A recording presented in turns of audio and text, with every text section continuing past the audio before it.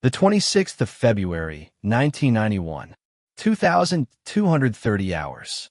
The open desert of Wadi Al-Batin, Kuwait. The night is absolute, a cold, starless black that swallows the sand, the men, and the machines. For the commanders of the Iraqi Republican Guards Tawaka Division, this is fortress. They are dug in, protected by sand berms and the armor of a beast. They command the T-72M. This is not just a tank. It is a symbol. It is the direct descendant of the machines that crushed Hitler's panzers at Kursk. It is the fist of Soviet design philosophy. Lethal, numerous, and brutally effective. Its 125mm smooth ball gun is a tight tangent killer. Feared on every battlefield exercise from the plains of Eastern Europe to the mountains of Afghanistan. Tonight its crews wait, peering through the green-tinted paw of their active infrared sights. They are confident. They are hunters. Then the night whispers. It is not a sound at first. It is a feeling, a pressure change. A low, alien whine that seems to come from everywhere and nowhere. It is the sound of a turbine, a jet engine on the sand. The Iraqi commanders in their bunkers listen to the radio chatter. Static confusion. Then a report. Enemy armor visual. But the range is wrong. It is impossible. Over 3,000 m. The T-72's gun is rated for effective fire at 2,000 at best. The sights are useless beyond that. A sergeant in a lead T-72 switches on his crude L4 ampere searchlight. A massive infrared lamp mounted next to the gun. It cuts a beam of invisible light into the dark, painting the desert in a ghostly shimmering green through his TPN-149 gun sight. He is scanning, searching for the source of a noise. He sees nothing, just endless empty sand. The first impact is silent. A bright, blinding white line thinner than a pencil streaks out of the total darkness. It crosses 3 kilometers of open desert. In less than 2 seconds, it does not arc. It does not fall. It travels with perfect geometric precision. The T-72 sergeant does not see it. He is looking the wrong way. The tank next to him, 30 m, to his left, simply evaporates. There is no explosion in the traditional sense. The kinetic energy penetrator, a spike of hyperdense heavy metal moving at over a mile per strikes the T-72's frontal glassy plate. It does not care about the sloped armor. It does not recognize the composite layers. It passes through the steel as if it were cardboard. The laws of physics take over. The friction of that passage heats the metal dart to a superheated plasma. As it enters the crew compartment, a catastrophic overpressure blows the 18-ton turret 40 feet. Into the air, a spinning disk of fire. The ammunition carousel below ignites a jack-in-the-box detonation that vaporizes the 3-man crew instantly. The sergeant spins his own turret. Panic claws his throat. Contact! Contact! Where is it? His radio screams. Another tank is hit. And another. White-hot lines are lancing the darkness from unseen phantoms. The Iraqi crews are firing back blind. Their 125mm guns boom, sending high explosive shells into the blackness. The shells find nothing. They explode harmlessly in the sand, kilometers short of their targets. A commander, his voice tight with terror, shouts over the net. Use the at 11 seconds. Fire the missiles. The T-72M has a secret weapon. The 9M19 Sphere, a missile fired from the main gun. It is guided by a laser beam. The gunner in the lead tank acquires what he thinks is a target. A flicker of heat, a shape in the dark. He fires. The missile screams from his barrel. He holds his crosshairs steady, painting the target. With a laser, for a moment, he thinks he has a kill. The missile is flying true. Then the laser beam simply scatters.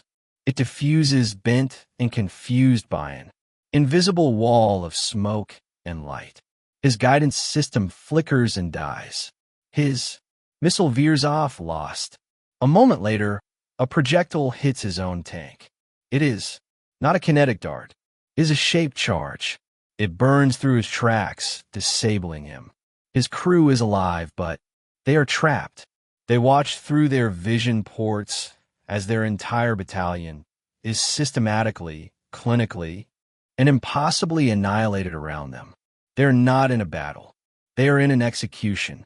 Thousands of miles north in a windowless briefing room in Moscow. The mood is not panic. It is cold academic dread. The men watching the grainy television feed are not Iraqis. They're Soviet generals, marshals of the Red Army, and senior analysts from the GRU. The channel is CNN. They're watching.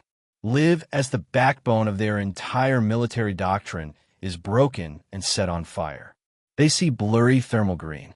Footage beamed from American News Network showing tiny hot white squares, their tanks being picked off one by tiny black squares.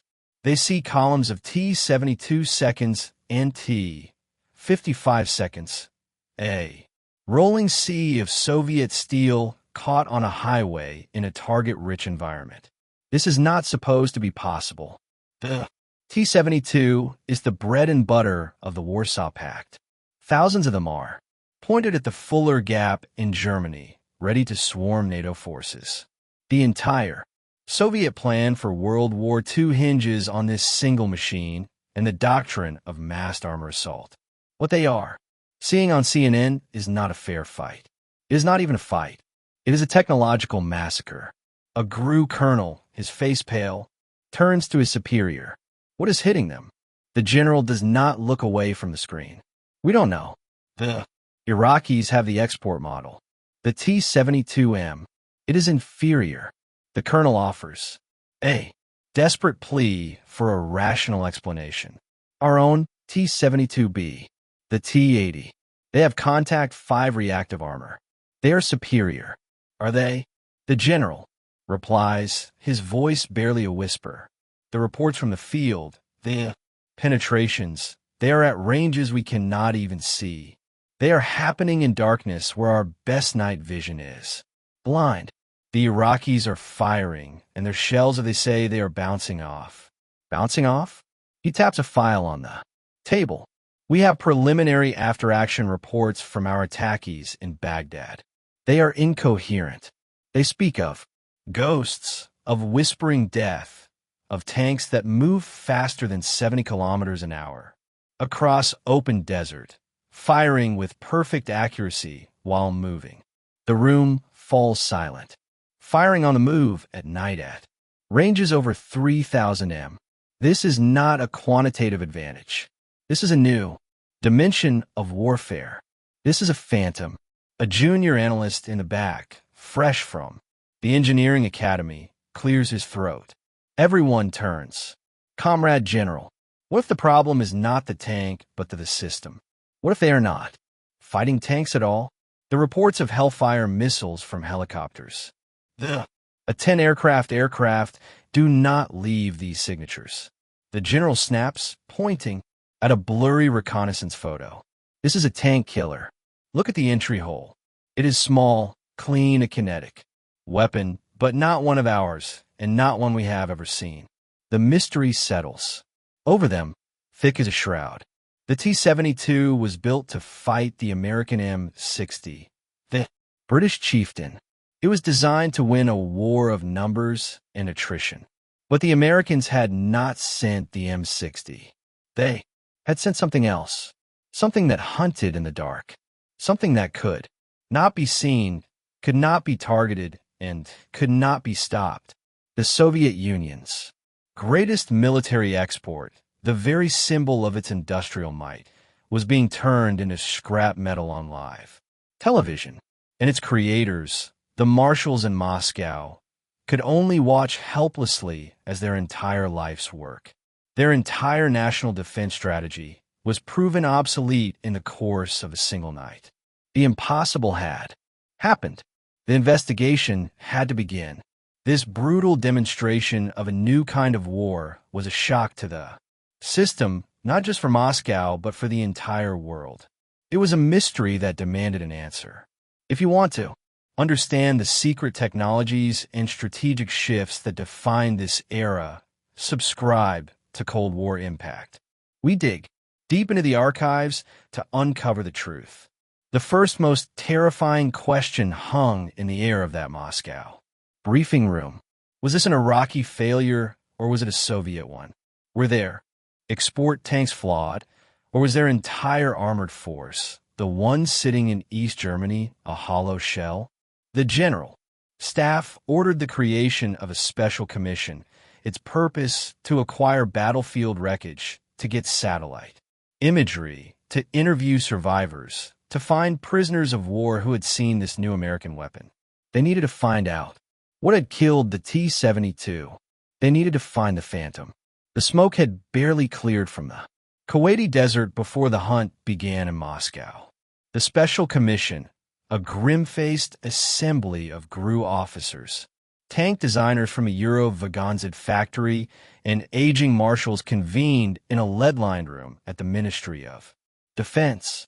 Their mandate was simple: find out what killed the T-72 and find out if the T-80, the premier Soviet tank guarding the homeland, was just as vulnerable. The first pieces of evidence were the ones the whole world saw. The CNN broadcast technicians spent hundreds of hours poring over the grainy, flickering thermal footage. They enlarged it, stabilized it, filtered it. The result was useless. The videos were a PR triumph for the Americans, but a technical dead end.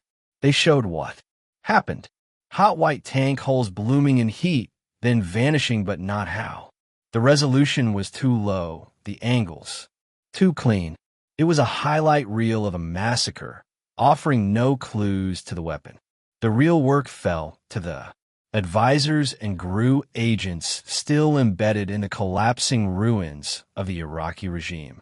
This was not espionage. It was battlefield archaeology performed under extreme duress.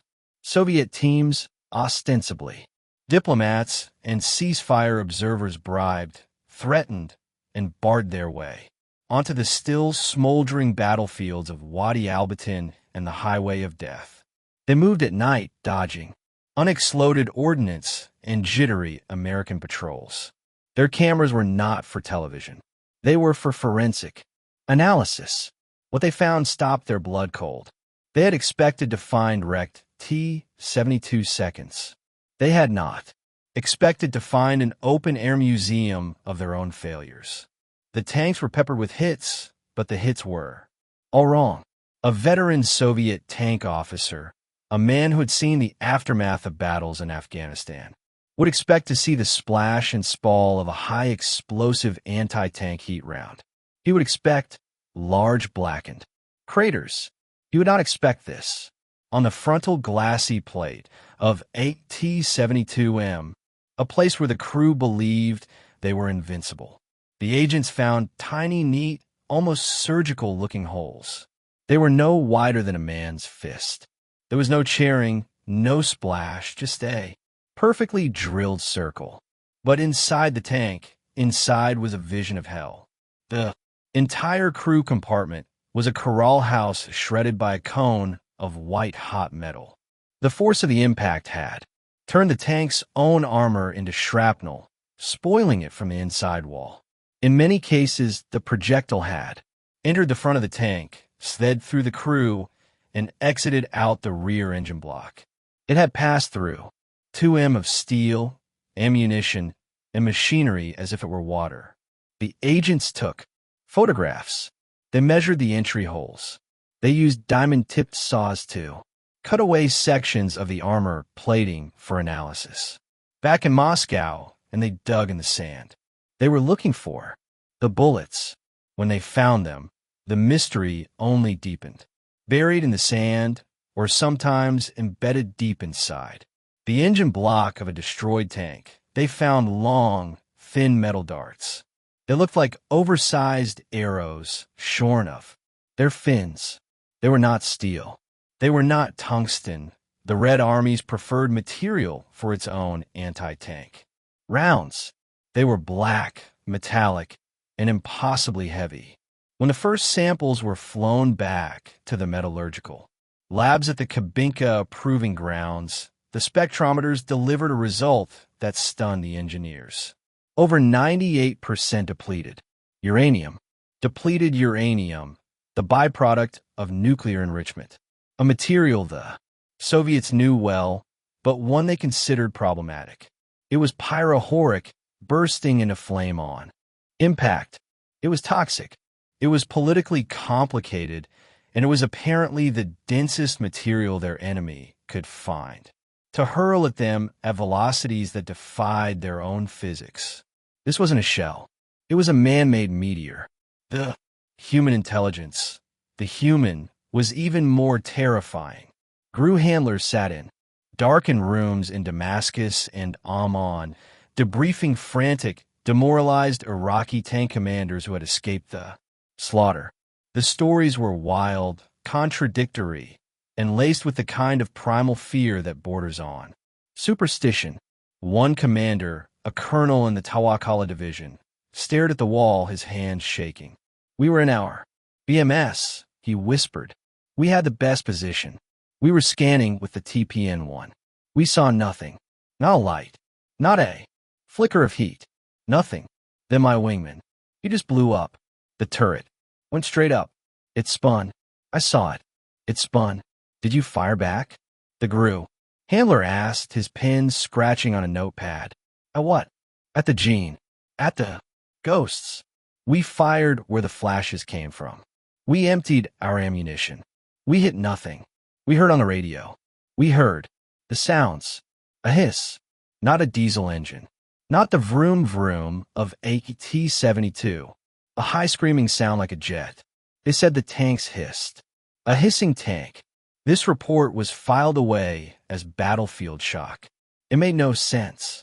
Another survivor, a gunner pulled from a burning T-55, gave an even stranger account. "My commander, he saw one. He pointed. He said there. It was 3,000 m away. A black shape. We fired. We hit it. I saw the flash on the hull. A direct hit with a 100 mil. It didn't even slow down. It just kept coming. It stopped. It fired. And the commanders. Kapooper was gone. I ran." These reports built a legend. A new American supertank had entered the field. It was a bogeyman. It moved silently with a high-pitched hiss. It was invisible at night. Its armor was so thick that Soviet 125mm guns, the most powerful tank gun in their arsenal, were useless. And its gun fire a magic bullet that could not be stopped. Back in Moscow, the Special Commission attempted to sort fact from fiction. Their desks were littered with conflicting data. Theory 1, the armor. This was the most popular theory among the old guard. The reports of shells bouncing off were a key. The Americans must have perfected composite armor. The intelligence services had long been chasing rumors of a British invention called Chobham armor. They believed it was a sandwich of ceramics and steel. Now, it was clear the Americans had it, and it had rendered the Red Army's entire stockpile of heat and high-explosive rounds obsolete. The Commission recommended an immediate crash program to develop more powerful heat warheads. Theory 2, the gun. The younger, more technical-minded engineers focused on the depleted uranium darts. This, they argued, was the real threat. The armor was irrelevant if the gun could pierce anything. The problem was not the T-72's defense. It was the American offense. This was a metallurgical failure. The Soviets needed their own silver bullet. They needed to improve their own APFSDS. Armor piercing fin stabilised discarding. Sabot rounds. The call went out to the design bureaus. We need a projectile that is longer, heavier, and faster. The Spinnet 1 and Spinnet's 2 programs designed to create new uranium and tungsten rods were given top priority. Theory 3, the sights. This was the darkest theory. the one the generals did not want to discuss. It was championed by a signals intelligence Saigon specialist who had spent his career studying American electronics. He pointed to the reports. We saw nothing. He pointed to the CNN footage, blurry as it was. Comrades, he said, they are not using infrared searchlights. They are not active.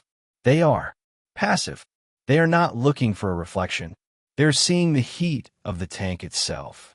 The room grew cold. The T-72's night vision system, the TPN-1, was an active system. It was in effect a giant invisible flashlight. To see, it had to project a beam of IR light. The specialist explained the horrifying implication. Any American tank with a passive thermal imager would see our T-72, seconds as bright as a lighthouse from kilometers away. We were blind. Worse, the moment we tried to look, we lit ourselves up for them. We were hunters walking through the forest with a lit torch, being stalked by a predator that sees heat. But the commission, like any bureaucracy, settled on the wrong conclusion. They could not, or would not, accept that all three theories were true. They could not grasp that the Americans had not just built a better tank. They had built a system. A tank with a gun that outranged them, sights that made them blind, and armor that made them impotent, all tied together with a computer that let it fire with lethal accuracy while moving at 40 miles per hour. The Soviet mind, steeped in a doctrine of mass and attrition, was looking for a single simple answer: a new gun, a new armor plate, a new sight. They could not understand that the T-72 had not been defeated by a single piece of technology. It had been defeated by a philosophy. The bogeyman now had a name. It was whispered in intelligence reports, a designation from an American procurement document. The reports were still sketchy. The spies were still hunting, but the name was on their lips. The M1.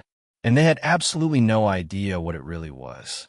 While the Special Commission in Moscow chased metallurgical ghosts and debated the merits of active versus passive night vision, the answer to their mystery was not hiding.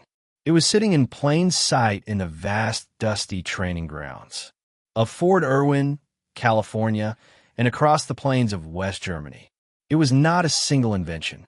It was a revolution, born from a near catastrophe that had occurred almost 2 decades earlier.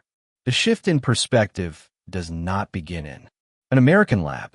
It begins on the 6th of October, 1973, in the sands of the Sinai. On that day, during the Yom Kippur War, the world's armored doctrines were set on fire. Israeli tank divisions trained in the classic art of the blitzkrieg charged forward only to be systematically annihilated by Egyptian infantry. These soldiers were not fielding new tanks. They were fielding small man-portable Soviet-made 9M14 Malutka anti-tank guided missile, what NATO called a saga.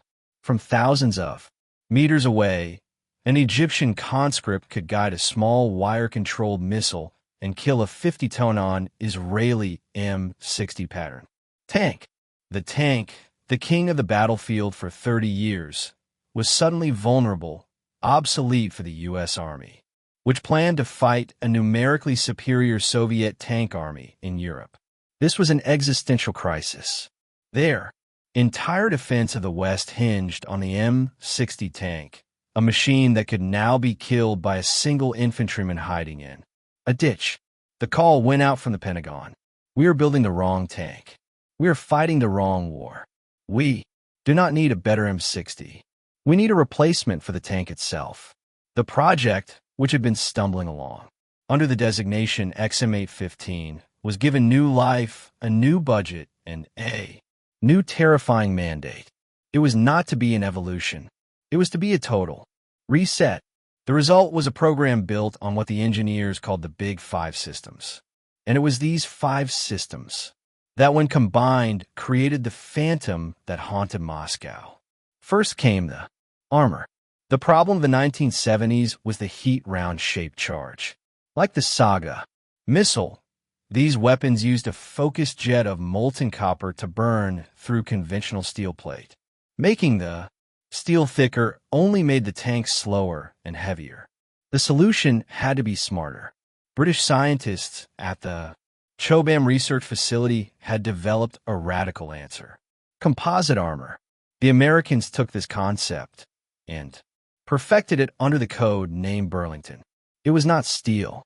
It was a laminate, a secret sandwich of high hardness steel, non-explosive reactive layers, and most critically matrices of dense ceramics. When a heat-round molten jet hit this armor, the ceramic layers would shatter and expand, diffusing the blast, dissipating its energy, and catching the penetrator. When a kinetic dart, like a Soviet T-72's own shell, hit it, the incredibly hard ceramic would shatter the tip of the dart and deflect its path. The new American tank, the M1, would be the first in the world to be protected by it.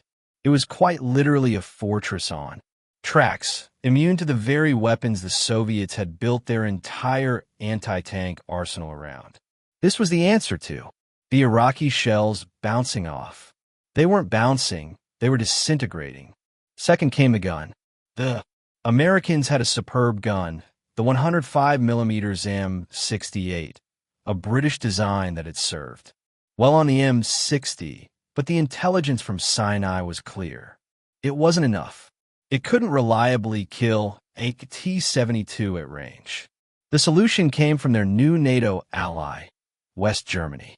The company, Rheinmetall, had developed a monstrous 120mm smooth-bore cannon. A smooth bore, unlike a rifle barrel, allowed a projectile to achieve truly insane velocities. And that projectile was the M829, nicknamed the Silver Bullet. It was a long, thin rod of depleted uranium held in a self-discarding sabot. This was the answer to the surgical hole. The M1's gun could fire this 10-pound dart at 1,670 meters per second, over 3,700 miles per hour. At this speed, physics takes over. The dart did not explode. It simply arrived with so much kinetic energy that it turned steel into liquid. The M1 was designed from its inception to be a long-range sniper. It could kill a T-72 at 3,000 m, long before the T-72's own gun, with its effective range of 2,000 m, could even reply. Third, and most devastating, was the vision. The Soviet generals were right to be afraid. Their active infrared systems were in fact glowing beacons. The M1 had something else.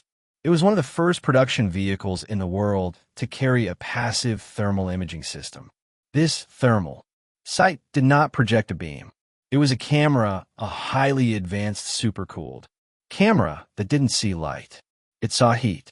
On a cold desert night, a T-72, its engine running, its tracks warm from friction, its gun barrel hot from a previous shot, would glow like a bonfire. In the M1 gunner's sight, the American crew could sit, engine off totally, silent, and scan the horizon.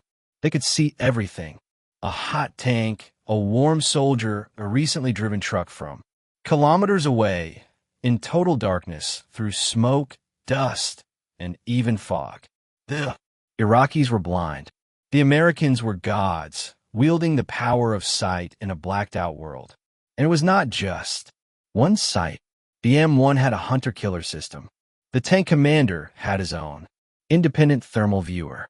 He could scan the battlefield, find a target, and designate it.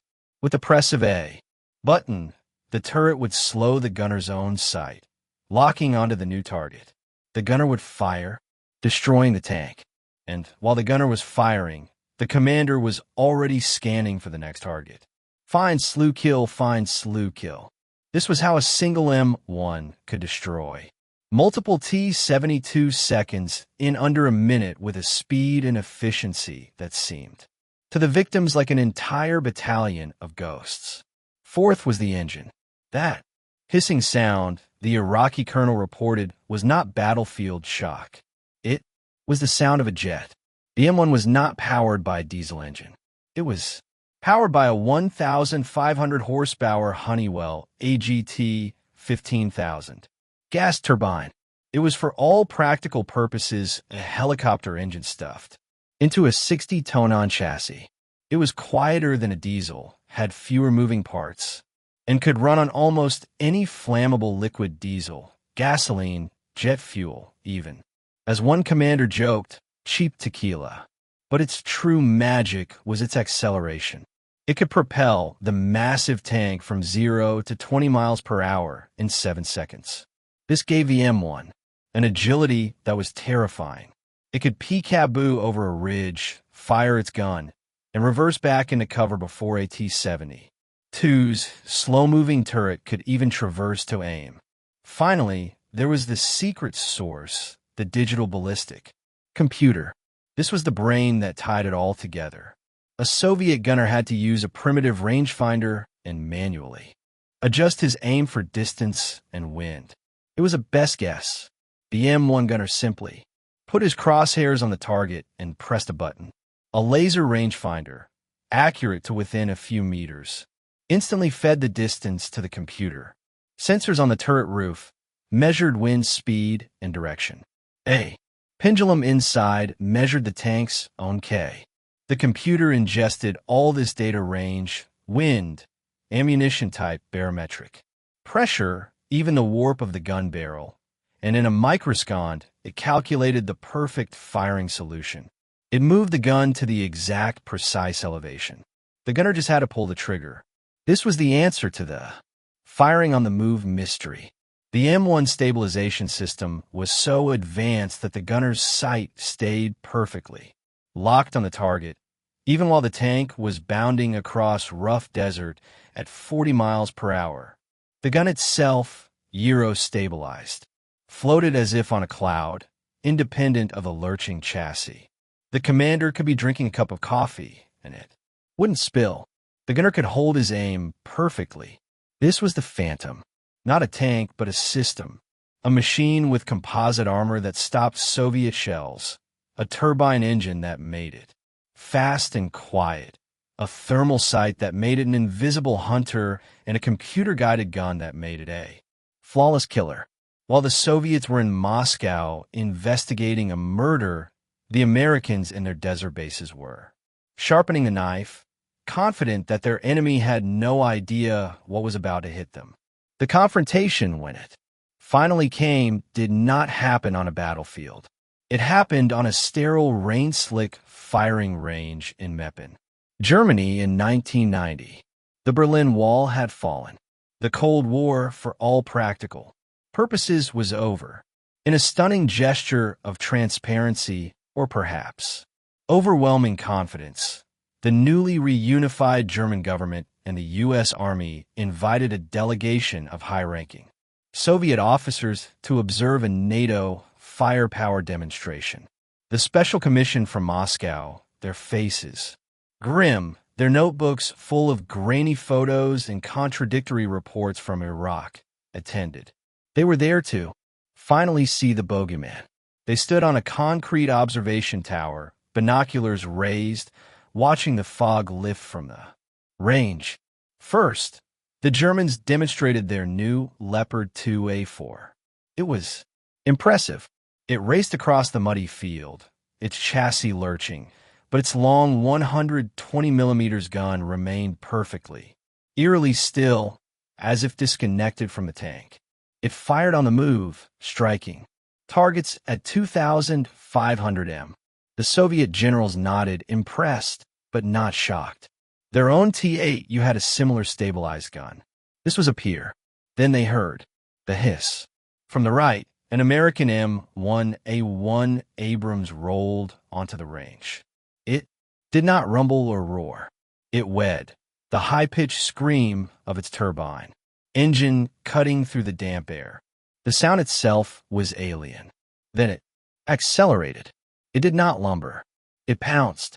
The 63-ton machine shot forward, plumes of mud flying from its tracks, reaching over 40 miles per hour in seconds. Watch target Delta, the American liaison officer said calmly, his voice amplified by a loudspeaker. Range 3,000 m. The M1, still moving at high speed, did not stop. It did not slow. Its turret, which had been facing forward, suddenly snapped to the left, independent of the hull. It fired. A bright white flash and a crack that echoed off the trees. A second later, the distant man-shaped silhouette of a tank target vaporized. Target echo, 3,500 m.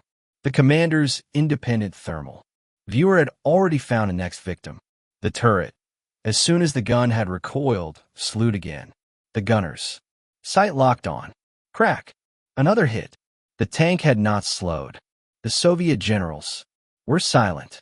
Their hands holding their binoculars were trembling.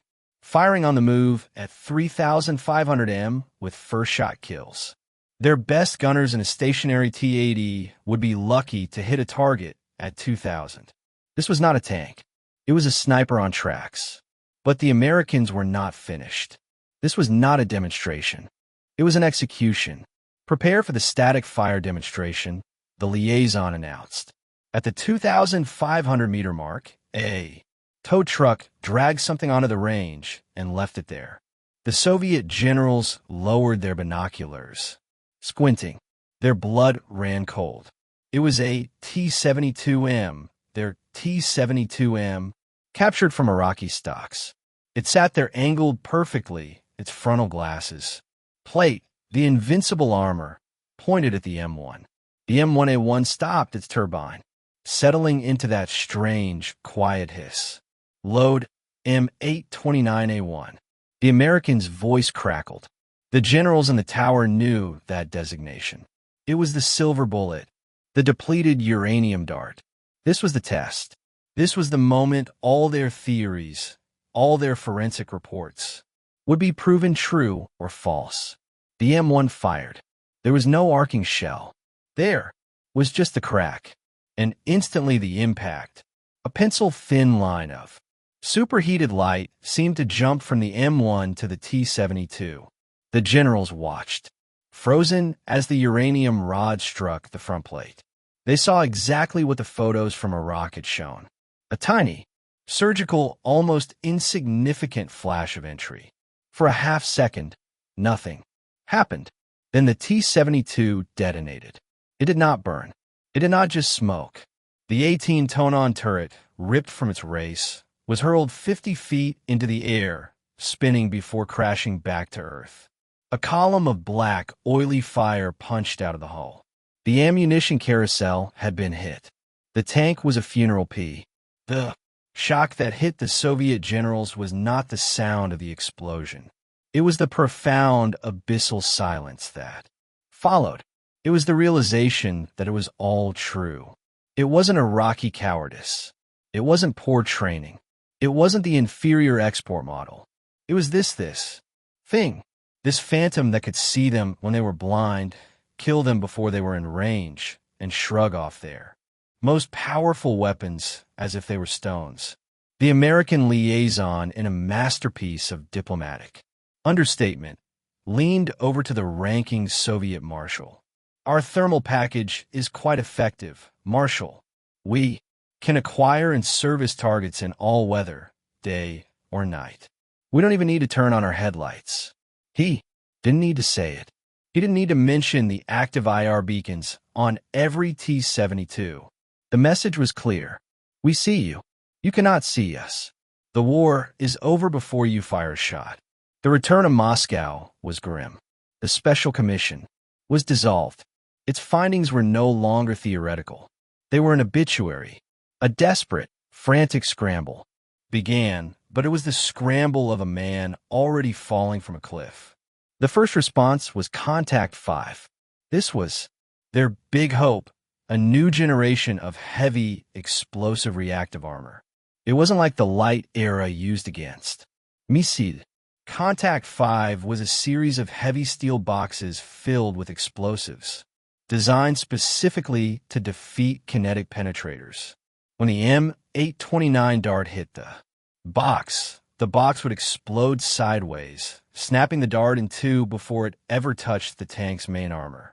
It was a brilliant, brutish, and quintessentially Soviet solution. They immediately began bolting it onto their new T-8U and T-72B tanks. The second response was the gun.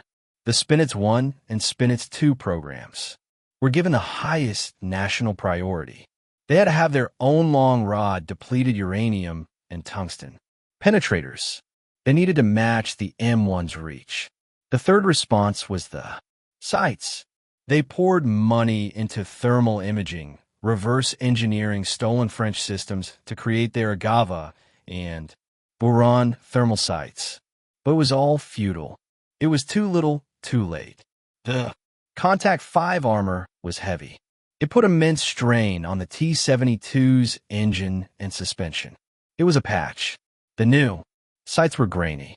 First-generation systems with half the range and clarity of the American package. They were a patch. The new ammunition was good, but it couldn't be fired with the same accuracy as the M1's computer-guided gun. It was a patch. The Soviets were trying to plaster steel and electronics onto a 1972. Era doctrine. While the Americans had created a new holistic system of warfare, the M1's brilliance was not in any single part, but in the integration of all its parts. The T-80U was now a porcupine covered in explosive bricks, blind and slow. The M1 was a cheater. Sleek, fast, and clear-eyed. The technological gap that had been revealed in the Iraqi desert was not a gap.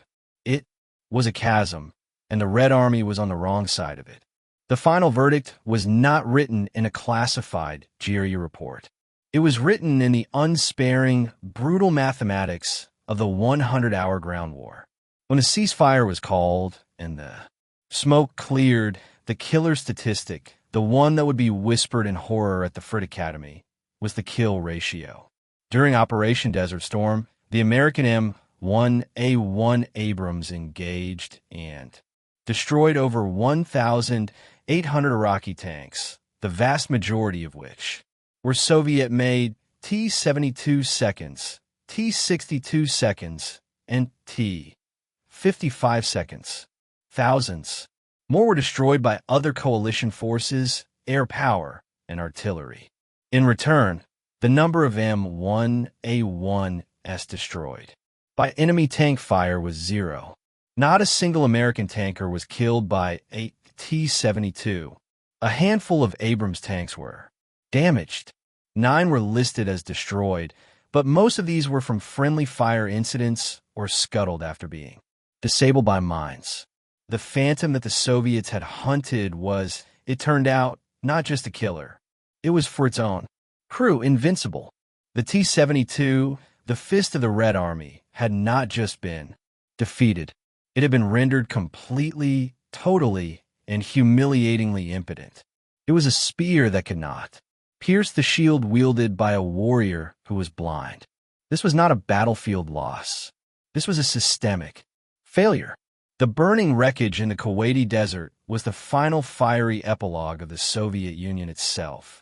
The T-72 was the ultimate product of the Soviet command economy. It was designed to be good enough and to be produced in massive numbers. It was a machine built on iteration, not innovation. The T-72 was just a T-64, which was an evolution of the T-62, which was a descendant of the T-55. The core philosophy was static, a small, low-profile three-man tank with a big gun and an autoloader. When a new threat emerged, the solution was to weld on more armor, bolt on an explosive brick, or design a slightly better shell. It was a philosophy of imitation and reaction. The M1 Abrams was the product of a different system. It was born from a crisis the Yam Keeper wore, and it was a blank slate solution. It was not an evolution of the M60. It was a revolution.